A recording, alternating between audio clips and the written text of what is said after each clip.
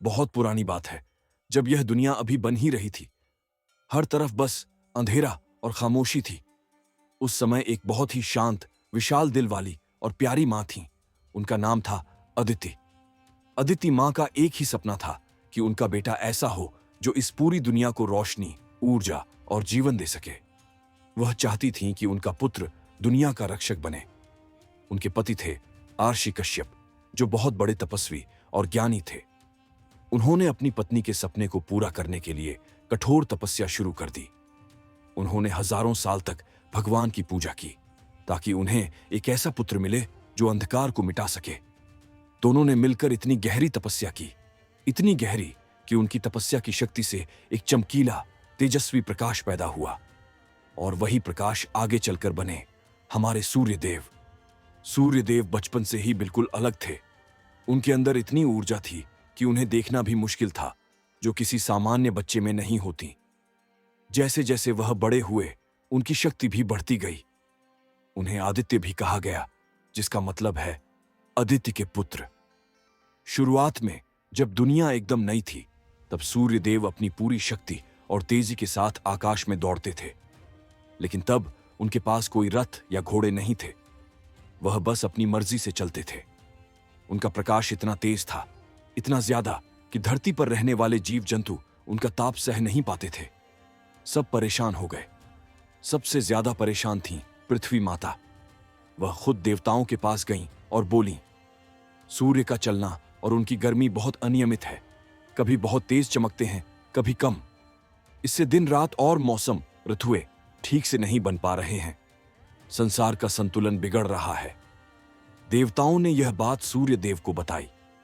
सूर्यदेव भी समझ गए कि उन्हें अपनी गति को थोड़ा नियंत्रित करना होगा ताकि दुनिया का काम ठीक से चल सके और सभी को बराबर रोशनी और गर्मी मिले। अब देवताओं ने इस समस्या को सुलझाने के लिए किसे बुलाया?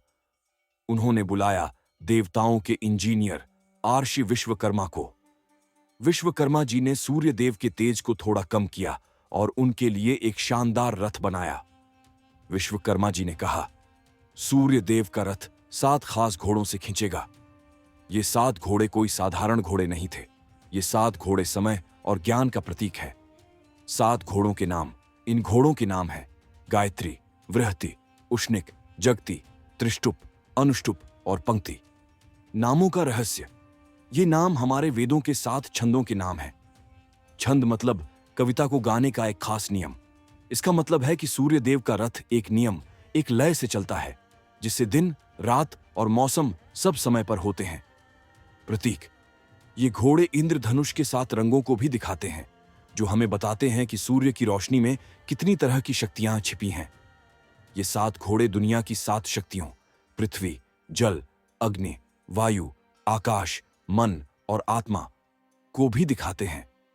इन घोड़ों को ऐसा बनाया गया कि वे सूर्य की गर्मी को सह सकें, बिना थके तेजी से दौड़ सकें और सबसे जरूरी, वे समय को संतुलन में रख सकें। रथ तो बन गया, घोड़े भी आ गए, पर उन्हें चलाएगा कौन? सूर्यदेव का सारथी बनना कोई आसान काम नहीं था। यहां कहानी आती है एक और खास व्यक्ति की। उनका नाम है अरुण। अरुण की मां का नाम था विनता। विनता की एक बहन भी थी, कद्रु। दोनों बहनों में हमेशा शर्त लगती रहती थी। एक बार एक शर्त में विनता हार गईं और उन्हें कद्रु की दासी बनना पड़ा। विनता को बहुत जल्दी थी कि उनके बेटे बड़े हों और उन्हें दासीपन से मुक्ति दिलाए। विनता ने 2 अंडे दिए थे। पहले अंडे से निकला गरुड़, जो भगवान विष्णु का वाहन बना। वह एकदम स्वस्थ और शक्तिशाली था। लेकिन विनता को बहुत जल्दी थी अपने दूसरे बेटे को देखने की। उन्होंने धैर्य नहीं रखा और समय से पहले ही दूसरे अंडे को तोड़ दिया और बाहर आया अरुण। अरुण पूरी तरह से बड़ा नहीं हुआ था। उसका शरीर अधूरा था, उसके पैर कमजोर थे। विनता को अपनी जल्दबाजी पर बहुत पछतावा हुआ। लेकिन अरुण ने अपनी मां से कहा, मां, यह मेरी नियति है, पर मैं इसे अपनी कमजोरी नहीं बनने दूंगा। अरुण ने अपने अधूरे शरीर के साथ जन्म लिया, लेकिन उसका हौसला पूरा था। उसने कठोर तपस्या की और अपनी आत्मशक्ति को मजबूत बनाया। उनकी लगन देखकर ब्रह्मा जी ने उन्हें एक महान जिम्मेदारी दी, सूर्यदेव के रथ का सारथी बनने की। यह काम इतना मुश्किल था कि कोई और नहीं कर सकता था, पर अरुण ने इसे खुशी से स्वीकार किया। अरुण रोज सुबह सूरज से पहले उठते हैं। वह सुबह की पहली लाल नारंगी रोशनी है जो सूरज उगने से पहले आसमान में फैलती है। वह बिना किसी शिकायत के, बिना थके, रोज सूर्य के साथ घोड़ों को नियंत्रित करते हैं। अरुण की कहानी हमें एक बहुत बड़ी बात सिखाती है। शारीरिक कमी कभी भी आत्मबल की राह में रुकावट नहीं बन सकती। जो व्यक्ति अपनी कमजोरी को स्वीकार करके अपने हौसले से आगे बढ़ता है, वही सच्चा विजेता है। क्या आप जानते हैं कि हमारे सूरज साल के हर महीने अपना रूप बदल लेते हैं? सूर्य देव हर महीने एक नया रूप लेते हैं ताकि वह धरती पर सही मात्रा में गर्मी, बारिश और ऊर्जा भेज सकें। मित्र, दोस्ती और दया का रूप।